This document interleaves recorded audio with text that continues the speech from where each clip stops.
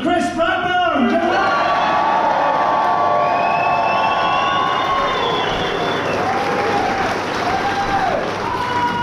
Alright, Newcastle, how we doing? We alright? Yeah! Good. They got my message about the front row. We call it the fucking splash zone. The second row, you might have to get some ponchos out.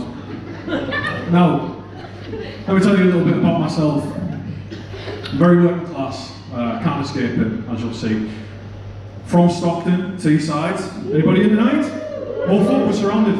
Right now I live in Stanley. Now, the thing about living in Teesside and living in Stanley, being from Teesside, is that it makes you a bit of a philosopher. When you grow up poor, you ask all these big questions.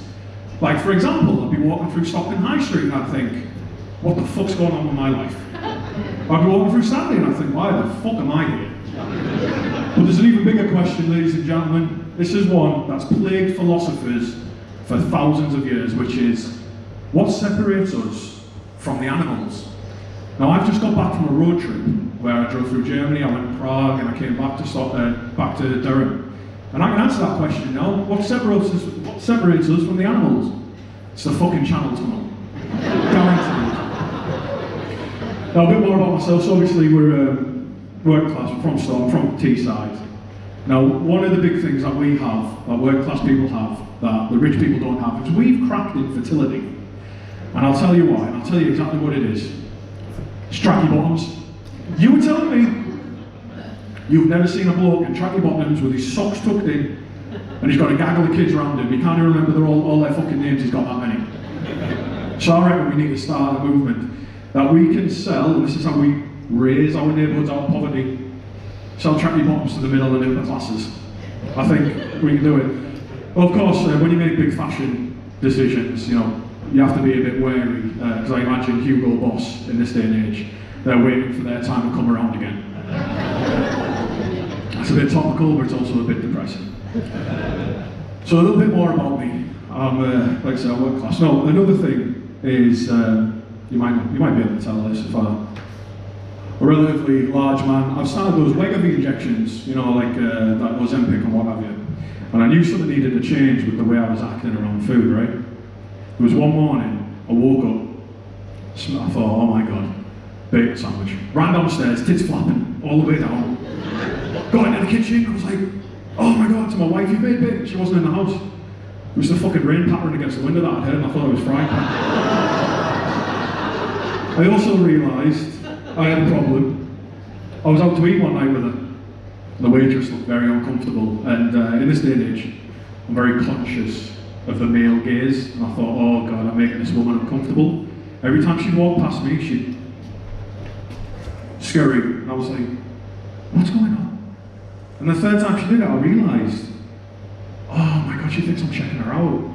I wasn't. We were in an Italian restaurant, it was all the pasta she was taking past. I was looking at her, I was like, and the worst thing was, she couldn't hear this conversation. I leaned over at my wife and I went, as I was looking at the waitress, I went, do you think I'd like that penny? Do you want to share that? And all I imagine is this poor lass just seeing me mouth the words. And she stared at me. Well, there's another thing, a very important thing that makes me know I'm working class. Well, first of all, I'm working in an office, like I imagine most of them do. But the danger is, with this Wegovy stuff, losing a fair amount of weight. One of my pals, he's on it as well. But we work on the 6th floor and it has a balcony. So now I'm scared that one day there's going to be reports that Iran are bombing St James Park because we're flying around like a couple of fucking fat flying squirrels with all that loose skin. This same guy, he's my manager, he's my pal, we kind of blur those lines. It's a bit gay, if I'm honest. But he was giving me a lift home one day.